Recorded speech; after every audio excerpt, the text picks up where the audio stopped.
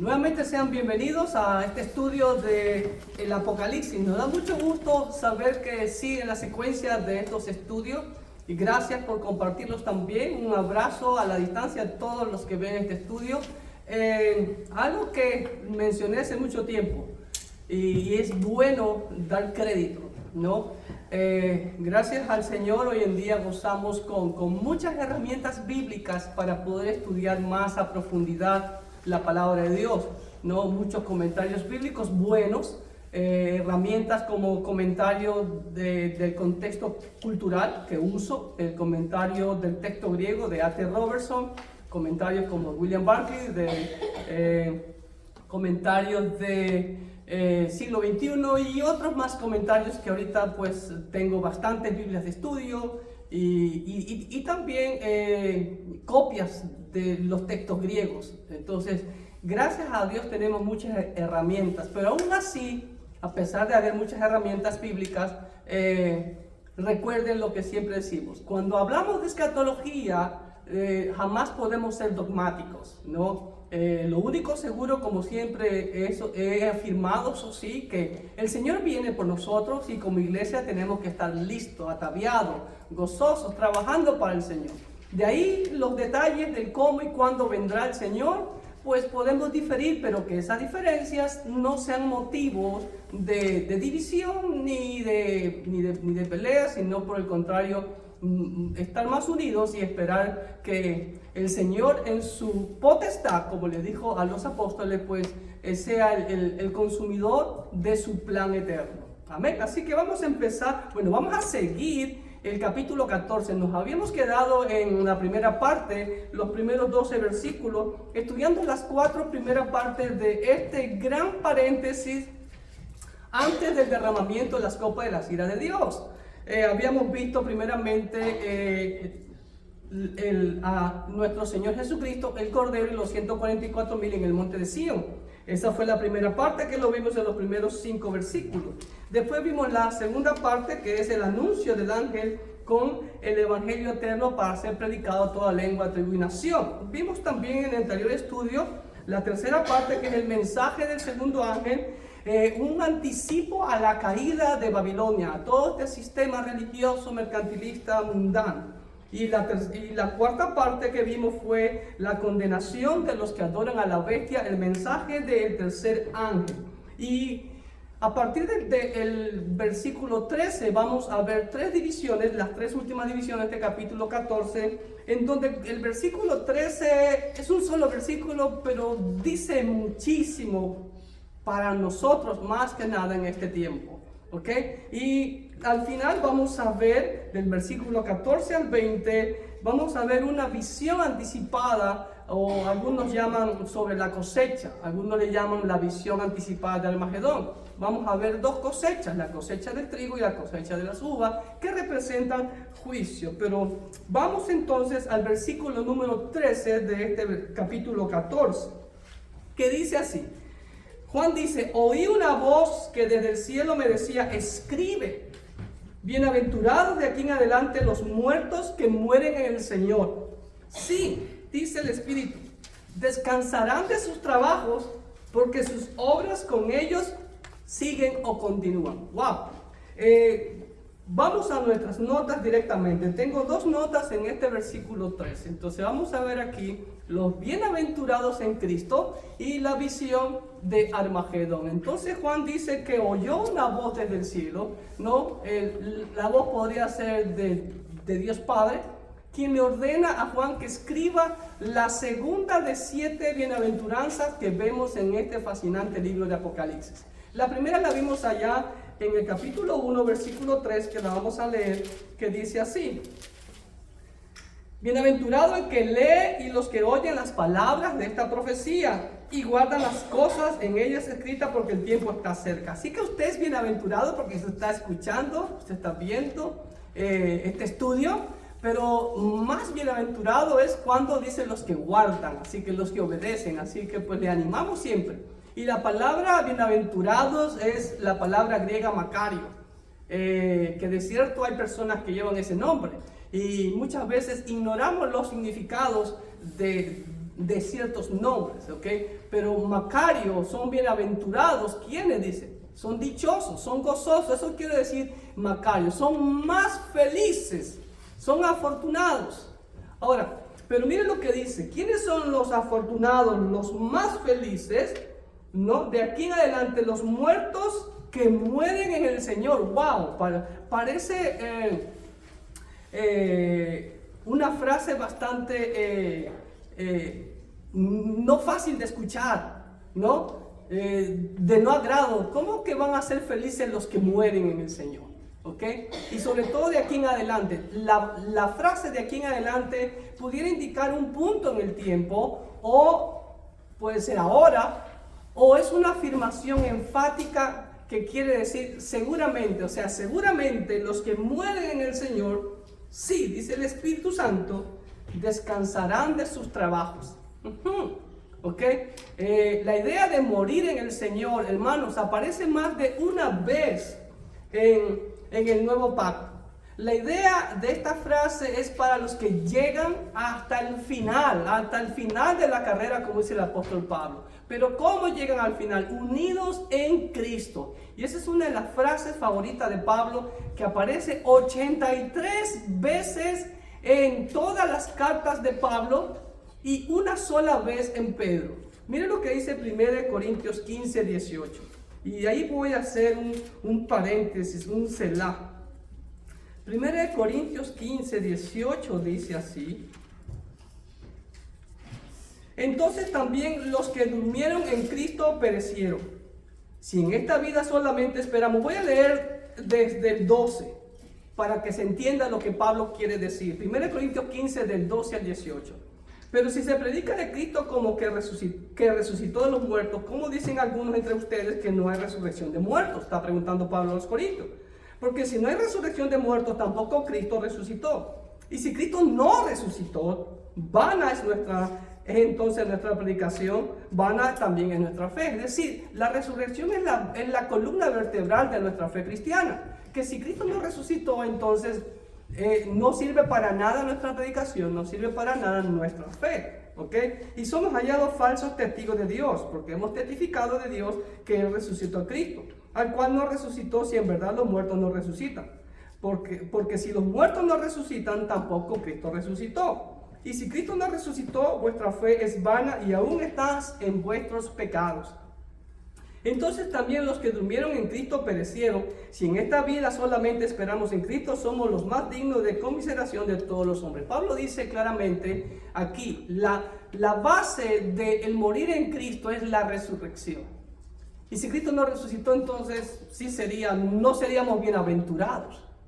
¿Me entienden? Y Pablo también lo dice claramente en 1 de Filipenses, ¿no? Que él anhela estar con el Señor, ¿no? Porque para mí el morir es Cristo y el vivir es ganancia. El morir es ganancia, perdón. 1 Tesalonicenses 4:16, miren lo que dice Pablo. 1 Tesalonicenses 4:16. Porque el Señor mismo, con voz de mando, con voz de arcángel y con trompeta de Dios, descenderá del cielo, y los muertos en Cristo resucitarán primero. Entonces, la resurrección es la base de nuestra fe. Ahora, quiero hacer hincapié, miren lo que dice ahí la frase en Cristo. El morir en Cristo. ¿Saben lo que significa eso? Ahí hay una seguridad de nuestra salvación. Hay una seguridad de que el que realmente se entrega a Cristo va a perdurar hasta el fin. Nadie puede perder algo que no tiene. ¿Ok? Con la siguiente nota vamos a aclarar más la situación. El Espíritu Santo afirma que los que mueren en unidad espiritual con el Señor descansarán de sus trabajos ministeriales y de las persecuciones, pero sus legados seguirán dando frutos aquí en la tierra. Mateo 6:20, mire lo que nos dice el Señor en Mateo 6:20. Sino haceos tesoros en el cielo, donde ni la polilla ni el orín os rompen, y donde los ladrones no minan ni hurtan. ¿Okay? En muchos textos judíos, y por supuesto en toda la Biblia, abunda la idea del descanso que disfrutan los justos ya muertos. Acordémonos de Lázaro y el hombre rico ahí en Lucas 16:25. ¿Okay? Él estaba en el regazo de Abraham, estaba siendo consolado, estaba siendo fortalecido en el Señor. Entonces, ahí vemos la seguridad. El Espíritu Santo, como dice Pablo en Romanos, confirma que somos hijos de Dios. Entonces, si realmente somos hijos de Dios, vamos a permanecer en Cristo hasta el final. Y no solamente que vamos a permanecer en Cristo, sino que vamos a estar dando frutos. Los tesoros que el Señor nos habla aquí en Mateo. Los frutos en el cielo. Es lo que más importa. Y no importa nuestra muerte. Porque algún día tenemos que morir. Pero la pregunta es, ¿qué estamos haciendo para el Señor? Y el Señor lo dice claramente: en esto reconoceré que sois mis discípulos. En dos cosas dijo el Señor: en que os améis los unos a los otros y que llevéis mucho fruto. Entonces, la base de nuestra conversión, la base de nuestra seguridad se basa en, ok, ¿cómo está mi vida? ¿Está dando frutos? Si no hay frutos, entonces tengo que poner la barba en remojo. ¿Ok? ¿Soy realmente un convertido? Porque como siempre hago la ilustración, si yo suelto este aparato para mover los PowerPoint, va a ocurrir dos cosas inmediatamente. Número uno, se cae. Número dos, se va a dañar. Consecuencias inmediatas. Si yo digo que entregué mi vida a Cristo, hay consecuencias inmediatas. Es un pacto.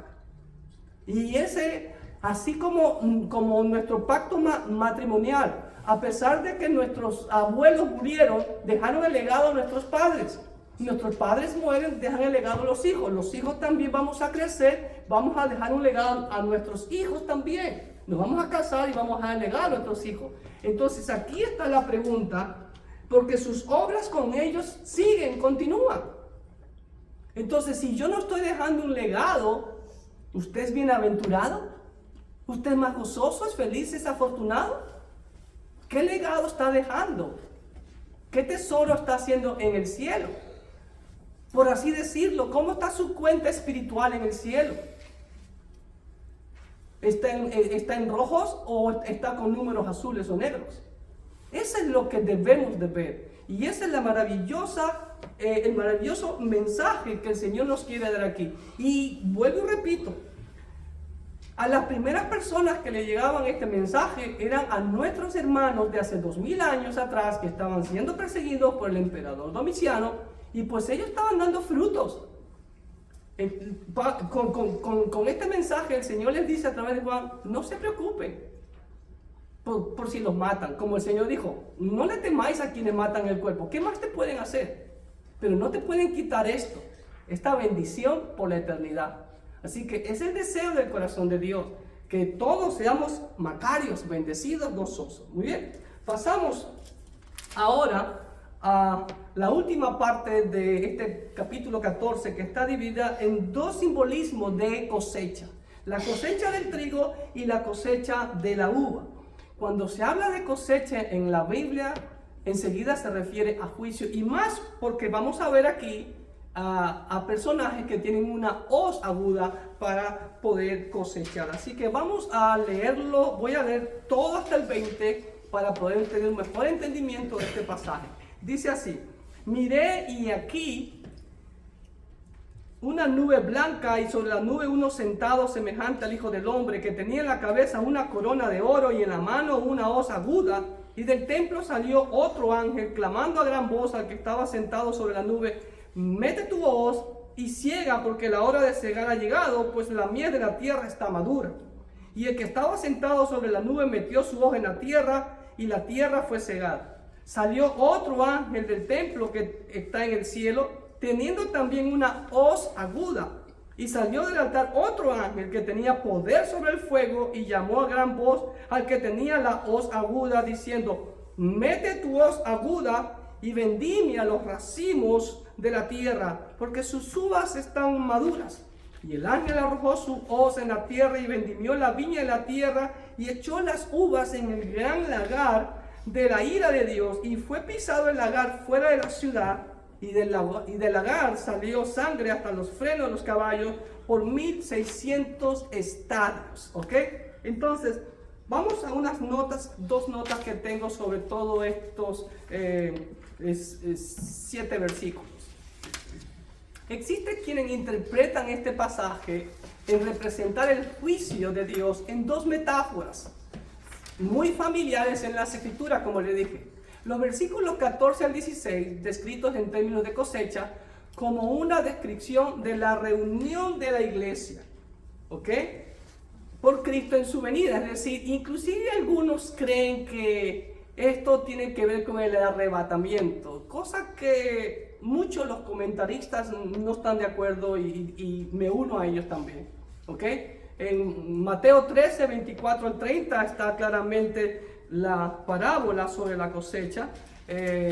Mateo 13, no vamos a leerla toda por concepto de tiempo, pero algo nomás sobre la cosecha. Dice así: le refirió otra parábola diciendo: el reino de los cielos es semejante a un hombre que sembró buena semilla en su campo, y mientras dormía los hombres, vino su enemigo y sembró cizaña entre el trigo, etcétera, etcétera. Usted sabe que después vino, creció todo y el Señor cosechó y separó el trigo y la cizaña. Ahora, los versículos 18 al 20 de este pasaje de Apocalipsis 14 los describen en términos de cosecha de uvas que son echadas en un lagar.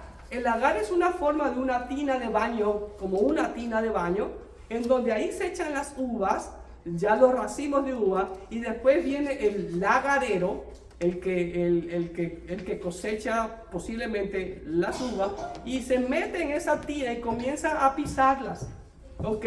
Pero abajo, en un extremo de esa tina, por así decirlo, de ese lagar, como ustedes pueden ver la ilustración aquí, hay un orificio en donde ya sale el jugo o el jugo de uva para ya después ser fermentado, ¿ok?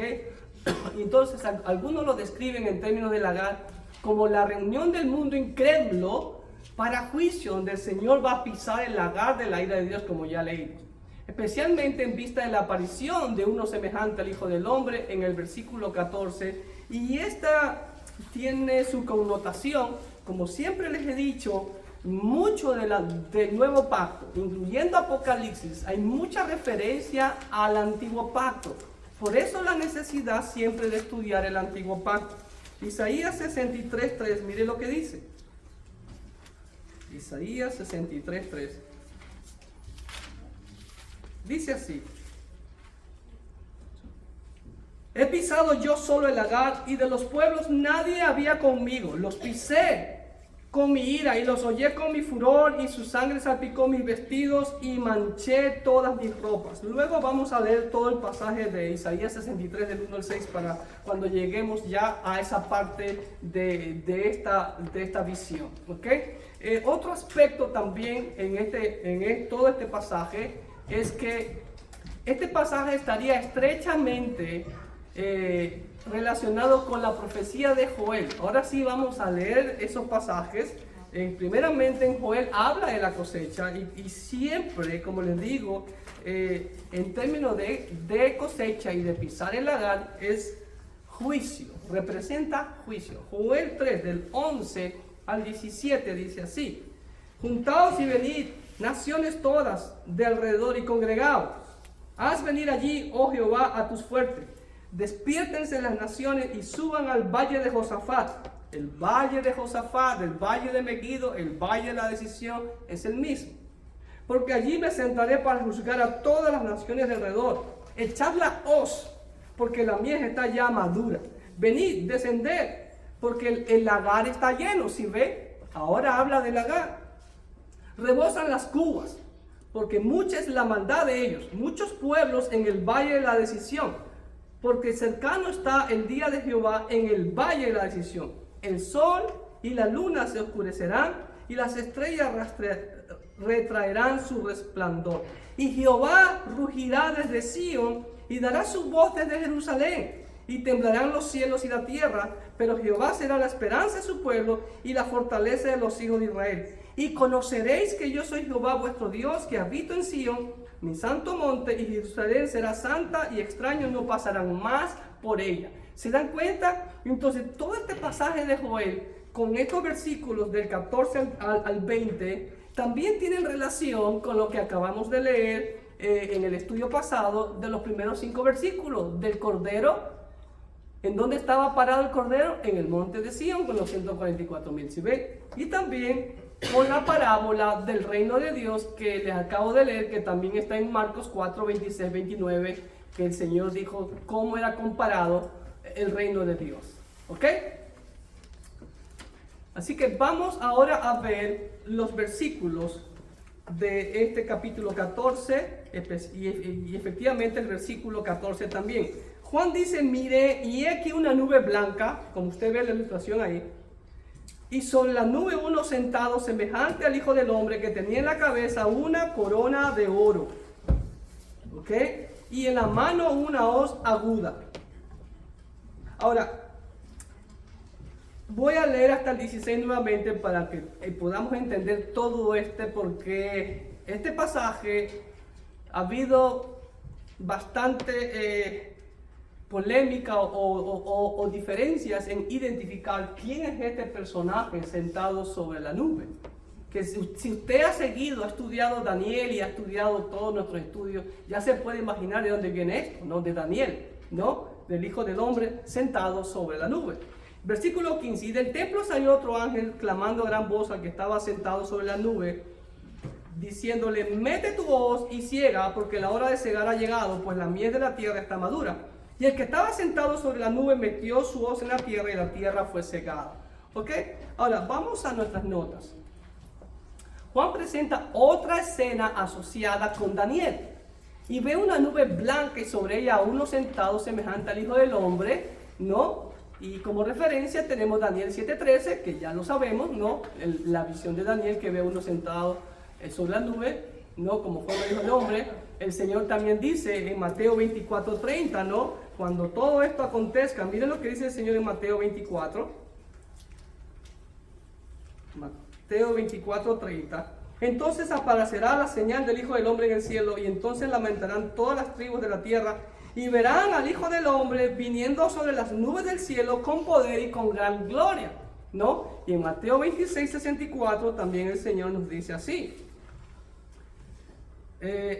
Jesús le dijo, tú lo has dicho, y además os digo que de ahora veréis al Hijo del Hombre sentado a la diestra del poder de Dios y viniendo en las nubes del cielo.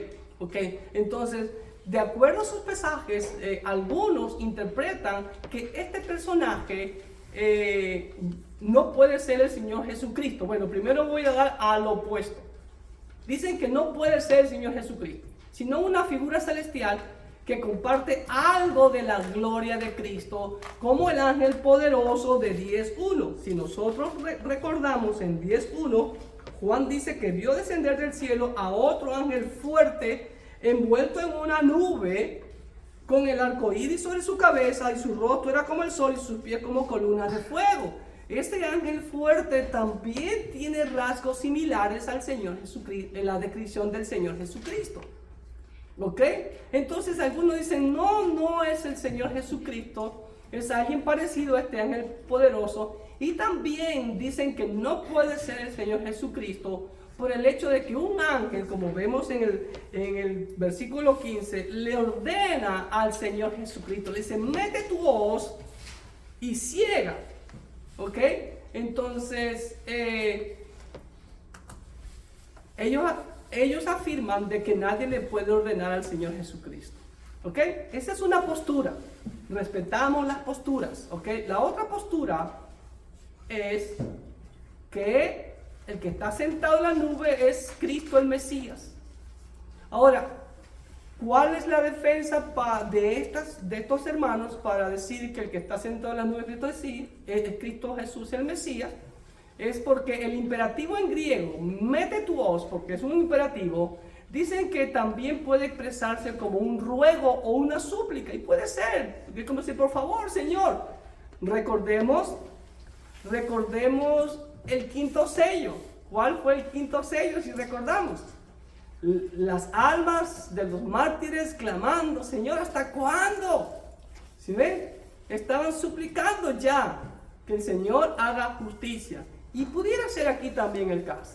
Y también por el hecho de que lleva una corona de oro como propiamente de rey, quien viene a reinar y a juzgar, y por el hecho de que lleva una hoz afilada también. El Señor va a cegar su miel. Bueno,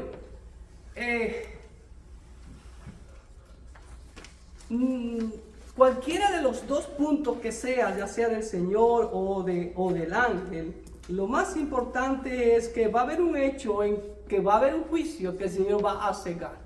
¿Ok? Así que si usted cree que es el Señor Jesucristo, está bien. Y si cree que es un ángel poderoso, ok. Cuando estemos en el cielo, lo sabremos. ¿Ok? Siguiente punto aquí mismo también. Hay quienes afirman que esta cosecha del trigo es la del Señor resucitado y victorioso, cegando la cosecha de su propio pueblo. Nuevamente comparado con la parábola de Marcos 4, 26, 29, en donde el Señor recoge el trigo. ¿Ok? Pudiera ser, vuelvo y repito, pudiera ser. Estamos. Así que no nos vamos a disgustar por ello. Amén. Ahora, miren lo que dice el versículo 15, nuevamente lo voy a leer. Y del templo salió otro ángel. Miren la ilustración, aquí está el ángel saliendo del templo. ¿Ok? Del templo salió otro ángel, clamando a gran voz al que estaba sentado sobre la nube: mete tu hoja y ciega, porque la hora de cegar ha llegado, pues la miel de la tierra está madura. Ojo, en estos momentos, cuando estamos grabando este estudio, estamos ahorita a 5 de abril. Y yo sé que este estudio se va a subir al canal de YouTube tal vez en un par de meses. ¿Ok? Pero justo ahora ya empezó el mes de Abib. Y en este momento en Israel, la cebada está Abib, está madura. Entonces es momento de cosechar, ¿no? Entonces ya mismo viene la cosecha, que es después del 14 del mes de Abib, en la semana de los panes sin levadura, el primer día de la semana. ¿Ok? Ahora bien, ¿qué significa eso de que la mies está madura? Y por eso fue cegada. Vamos a nuestra nota. Del templo celestial salió otro ángel de la misma clase, significa ahí, quien, según afirman algunos, no le da orden al Mesías, como ya lo dije, sino que expresa la declaración urgente, el clamor, ¿no? De que es tiempo de cegar, es tiempo de juzgar la tierra, Señor. Bueno, es mi clamor también que ya el Señor venga pronto, ¿no? No estoy ordenándole al Señor, ¿no? Pero todos queremos que ya el Señor venga. Bueno, al menos casi todos los que ya queremos estar con el Señor, físicamente, ¿no? Dios en su misericordia ha dilatado el día del juicio, pero ya no habrá más tardanza, como dice Pedro en 2 de Pedro 3:9, que Dios no retarda su venida como alguno tiene como tardanza, sino que Dios espera que todos procedan al arrepentimiento. Ahí vemos la misericordia de Dios. ¿Ok? Versículo 16.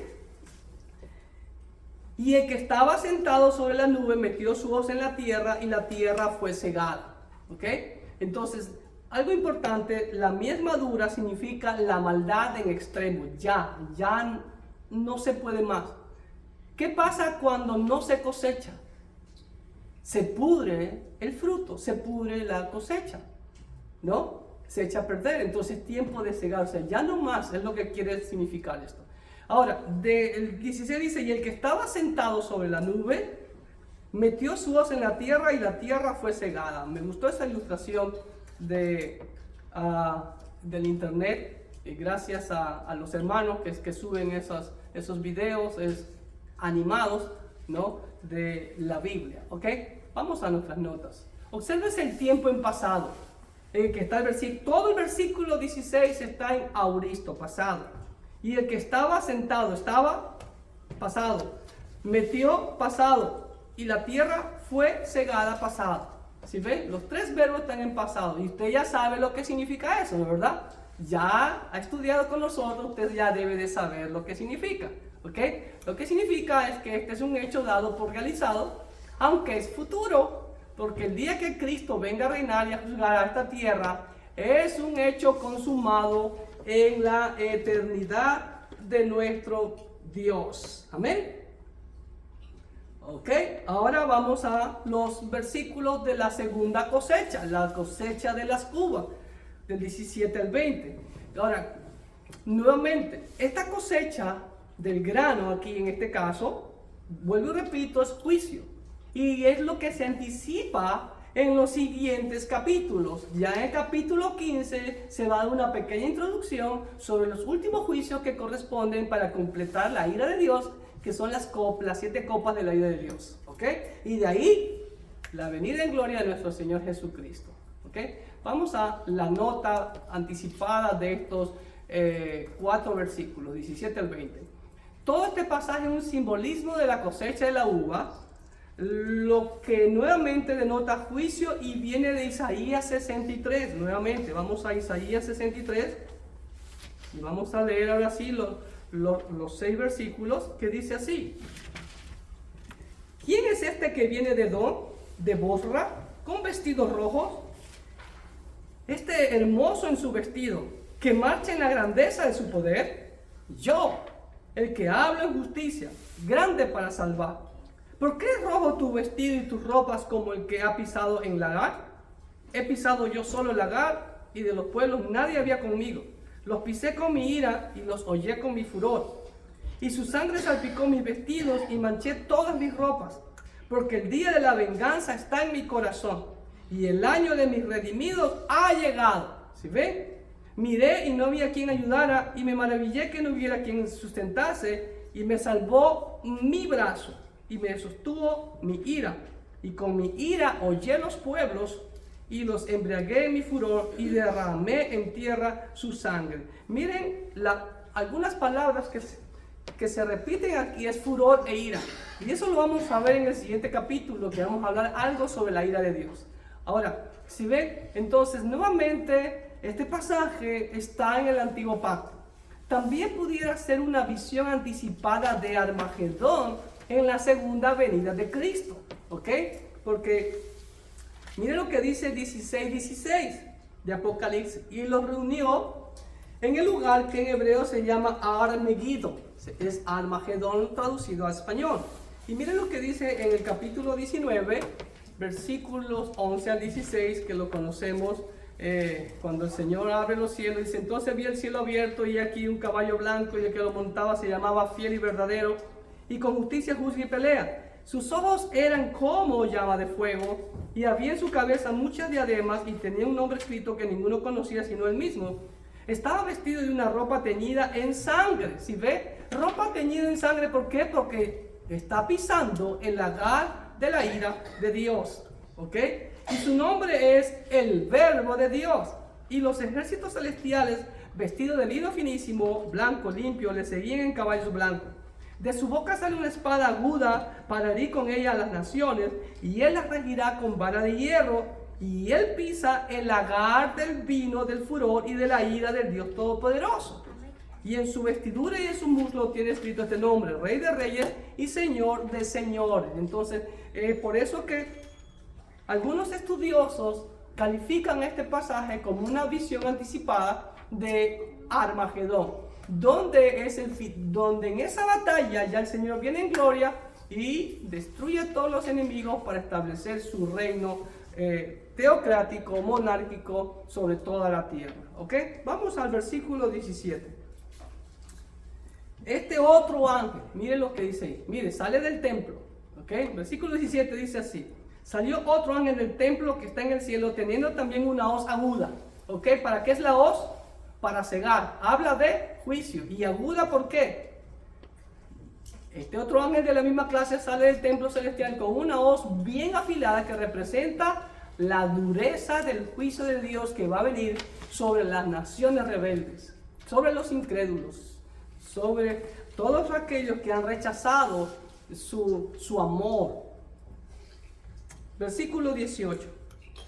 Y salió del altar otro ángel, escuche bien, otro ángel más en escena, que tenía poder sobre el fuego, ¿ok?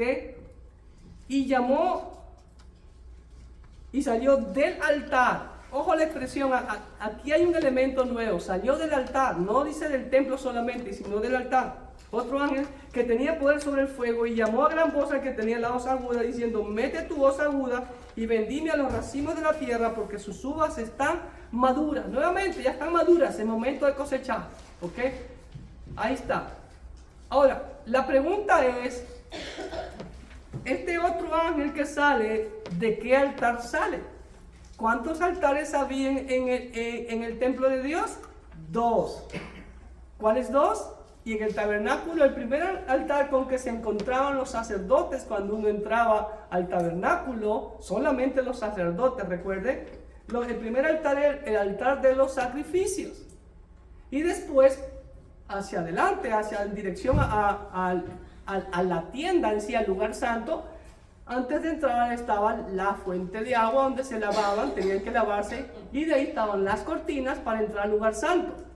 Y después, casi al fondo, hay otra cortina, donde detrás de esa cortina estaba el lugar santísimo, pero ante las cortinas estaba el altar del incienso, que también 2 veces al día se quemaba incienso. Y el altar afuera estaba constantemente encendido. Recuerde que por la mañana y por la tarde se hacían sacrificios, todos los días, ¿ok? Todos los días del año. Pero la pregunta es aquí, ¿de cuál altar? Entonces, algunos dicen que sale del altar de los sacrificios. Otros dicen que sale del altar del incienso. Bueno, por eso es importante revisar en las copias griegas. Y en la copia griega nos dice una palabra que nos dice claramente que sale del altar de los sacrificios. Vamos a nuestra nota. Este segundo ángel en esta escena de la misma clase sale del altar, pero no del altar del incienso. ¿Ok? El altar del incienso, la palabra incienso es timiató en griego, como algunos afirman, sino que sale del altar de los sacrificios, porque la palabra en griego usada ahí por Juan es tisiastirio, ¿ok? Que es sacrificios, ¿ok? Entonces, ahora, sea como sea, ambos altares tenían fuego siempre, ¿ok? Si se trata del altar del holocausto, bueno, se nos recuerda la sangre de los mártires, como dice el gran teólogo H.B. Sweet, ¿ok? Pero si es del incienso, es entonces de las oraciones de los santos. Y todo esto es tomado por el comentario de A.T. Robertson. Así que, pues, cualquiera de los dos, no hay problema. Lo importante es el acto que va a hacer, ¿ok? Este ángel tiene autoridad sobre el fuego. ¿Qué significa eso? Ya hemos visto en estudios pasados que Dios tiene asignado ángeles para los elementos de la naturaleza. Los 4 puntos cardinales ya los vimos. ¿Okay? Y este del fuego indica que el juicio está a punto de realizarse. La orden enfática que le da el otro ángel es doble, mete y vendimia, ¿okay?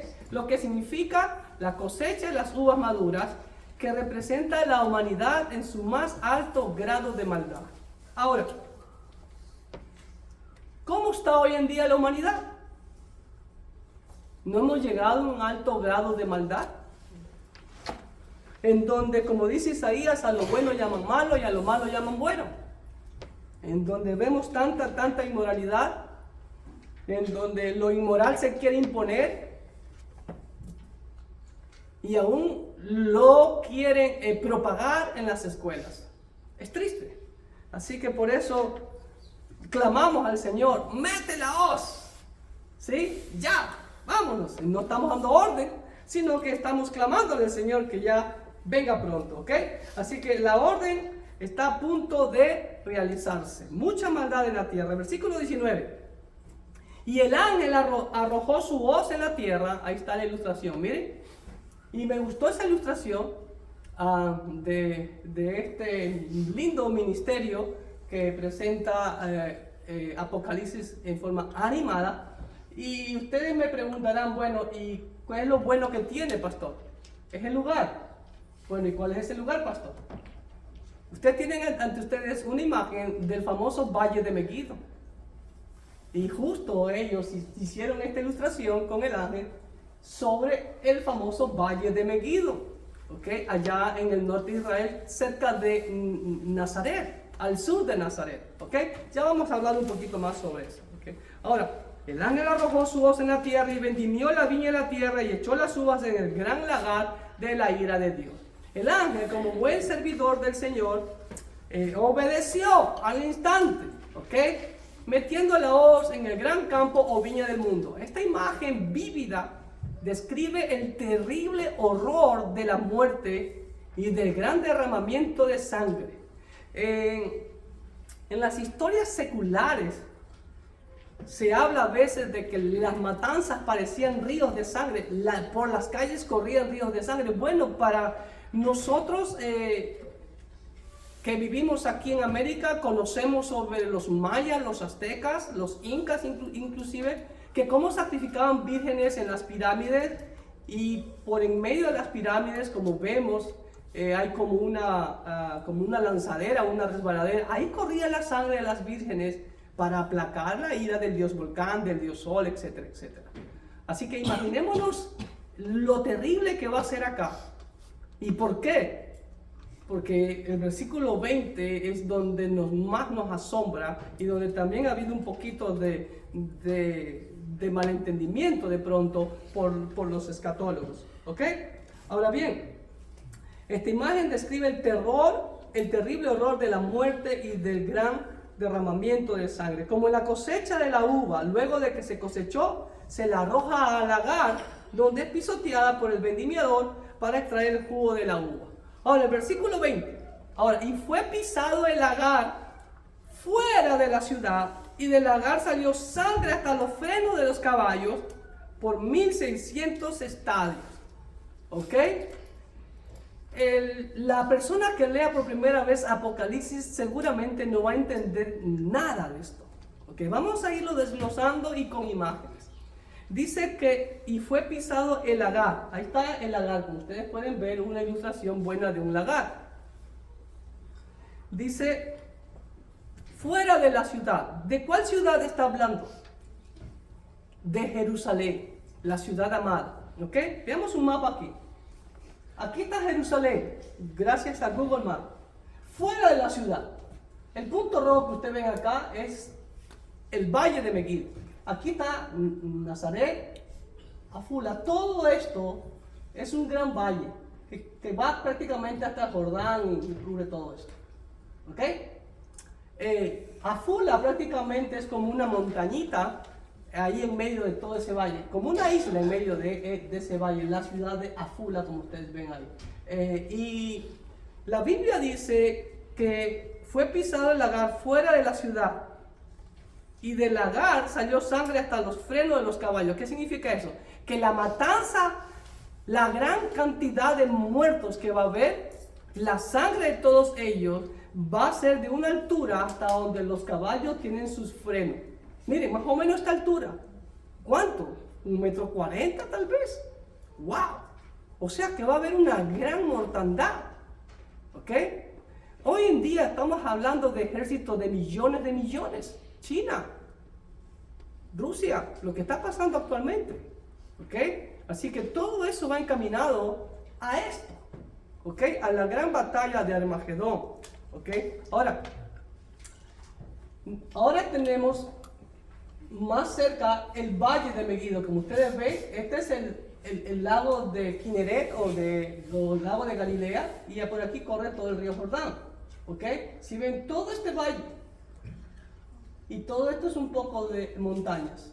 Este es el famoso valle de Megiddo. En este valle, aquí murió el rey Josías. Aquí se hicieron grandes batallas en el pasado. Por eso se llama el valle de Josafat o el valle de la decisión. ¿Ok? La siguiente ilustración habla de hasta dónde llegará la sangre. Imagínense, tremenda mortandad. Es decir, en todo este valle se va a convertir ¿en qué? En un lago de sangre. Y no solamente podría ser este valle, sino que mire lo que dice: llegará la sangre hasta los frenos de los caballos por 1600 estadios. ¿Qué es eso, pastor? Estadios es una medida de longitud de esos tiempos. ¿Y a qué equivale un estadio? Bueno, permítame mostrarle lo que era un estadio de los romanos, un hipódromo. Una buena película donde usted puede ver un buen hipódromo o estadio es la película de Ben-Hur, una película vieja, pero es un clásico. Y esta es una foto de Google Earth de Cesarea. Aquí está el hipódromo. Y se los he puesto en un círculo, un óvalo, Pero parte del hipódromo del estadio fue tragado por el mar prácticamente, porque está a orilla del mar. Y acá están todas las gradas del lado este, y del lado oeste pues ya está el mar. Pero miren la longitud, ¿ok? Según los expertos, un estadio tiene aproximadamente 200 metros de longitud, aproximadamente, ¿ok? Y ahí lo pueden ver más directamente desde aquí, de estos muros, hasta donde se ve acá, ¿sí ven? Las personas se la ven pequeñitas, ¿no? Entonces Dios nos dio la bendición de estar ahí, y también en esta foto panorámica pueden ver la distancia del estadio. Entonces, imagínense 1600 de esos estadios colocados en todo Israel. ¿Saben lo que abarcaría? Asómbrese. ¿Ok? Otra vista más. Si ve, aquí el mar se tragó las gradas que estaban del lado oeste, porque Cesarea era más acá. Y gracias a Dios y gracias a la arqueología se siguen encontrando cosas ahí. El otro día una persona común y corriente estaba buceando con un snorkel y encontró una espada de los cruzados. ¡Wow! ¡Qué fascinante!, ¿no? Ok, bueno, y 1600 estadios, amados hermanos, es más o menos 300 kilómetros en distancia larga. Pero, ¿y el ancho? Si colocamos 1600 estadios de los romanos, prácticamente cubre todo Israel. Desde Metula, que es la ciudad ya frontera con el Líbano, yo hice a través de Google Maps hasta Berseba, son 277 kilómetros, imagínense. Israel es pequeño.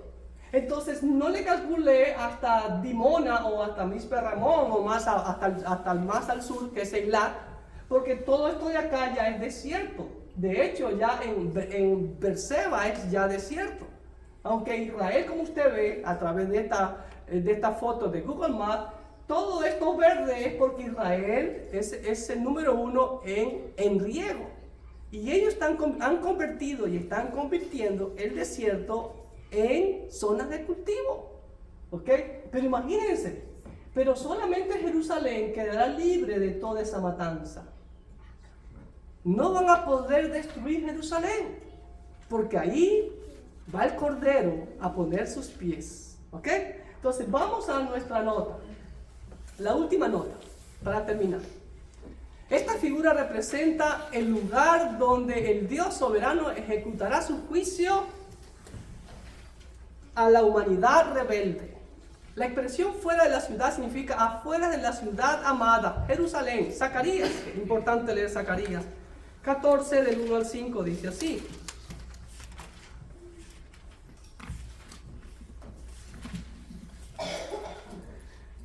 He aquí el día de Jehová viene y en medio de ti serán repartidos tus despojos, porque yo reuniré a todas las naciones para combatir contra Jerusalén. Escúcheme bien lo que profetiza Zacarías 14:1 al 5. Y la ciudad será tomada y serán saqueadas las casas y violadas las mujeres, y la mitad de la ciudad irá en cautiverio, mas el resto del pueblo no será cortado de la ciudad. Después saldrá Jehová y peleará con aquellas naciones como peleó en el día de la batalla. Y se afirmarán sus pies en aquel día sobre el monte de los olivos, que está enfrente de Jerusalén al oriente, y el monte de los olivos se partirá de en medio hacia el oriente, y haciendo un valle muy grande, y la mitad del monte se apartará hacia el norte y la otra mitad hacia el sur. Y huiréis al valle de los montes, porque el valle de los montes llegará hasta Asal. Huiréis de la manera que huiste por causa del terremoto en los días de Usías, rey de Judá. Y vendrá Jehová mi Dios, y con él todos los santos. ¿Se dan cuenta? Perdónenme, he estado con una gripe fuerte, pero aquí estamos. Miren, si ven, Dios va a hacer un valle por donde va a huir y no van a destruir la ciudad, porque ahí el Señor va a reinar. ¿Ok? En este lugar Dios pisará a todos sus enemigos, y la mortandad será tan grande que prácticamente habrá un lago de sangre hasta la altura de los frenos de los caballos, ¿no? Y la mortandad de ellos cubrirá un área aproximada de 290 a 300 kilómetros, 1.600 estadios aproximadamente. La distancia que se lee en la Biblia de Dan hasta Beerseba, ¿ok? Y lo vemos también ya lo leímos, Apocalipsis 19, y en Ezequiel 39 también, del 1 al 22, está toda esta descripción, y es muy interesante, hermanos, ¿qué va a pasar con toda esta mortandad? Solamente yo quiero leer el versículo 12 y algo. Y la casa de Israel, de Ezequiel 39, 12, y la casa de Israel los estará enterrando por 7 meses, es decir, después de la mortandad. Imagínense, por 7 meses la casa de Israel los estará enterrando por 7 meses para limpiar la tierra. Los enterrará todo el pueblo de la tierra y será para ellos célebre el día en que yo sea glorificado, dice Jehová el Señor. Y tomarán hombres a jornal que vayan por el país, ¿sí ves? Por todo el país con los que viajen, para enterrar a los que queden sobre la faz de la tierra, a fin de limpiarla. Al cabo de 7 meses harán el reconocimiento y pasarán los que irán por el país, y el que vea los huesos de algún hombre pondrá junto a ellos una señal hasta que los entierren los sepultureros en el valle de Hamón-Gog. Hamón significa bastante, multitud, y Gog es la multitud de Gog. Y también el nombre de la ciudad será llamada Hamona, que significa multitud. Y limpiarán la tierra. Imagínense la gran matanza que va a haber, Dios mediante, en la batalla de Armagedón. Dice que se tomará 7 meses en limpiar toda esa gran matanza de cadáveres y restos que queden. Ahora, esto es un aliciente, o fue un aliciente para nuestros hermanos. Nuevamente, nosotros sabemos el final de la historia. Es un final feliz. El bien siempre va a triunfar. Dios siempre va a triunfar. Lo único que tenemos que hacer nosotros, como leímos en el versículo 13, es perseverar, llevar los frutos y dejar ese legado. La pregunta es, ¿qué legado estamos dejando? Porque yo sé que usted tiene familiares, amigos, personas que ama, que aún no han entregado su vida a Cristo. Pero ¿qué legado le está dejando aún a sus hijos? Casas, dinero, no. Del mejor legado que le puede dejar es que su fe esté bien firme en nuestro Señor Jesucristo. El resto viene por añadidura. Es lo que el Señor siempre nos invita a hacer. Buscar primeramente el reino de Dios y su justicia. El resto viene por añadidura. Y no buscar las añadiduras. Porque puede ser que usted tenga las añadiduras aquí, pero tiene la condenación por la eternidad. Que Dios, que no demora en venir, sino que Él es paciente para con todos, para que todos procedan al arrepentimiento, sea su prioridad en su vida antes de que vengan estos juicios. Dios me los bendiga ricamente.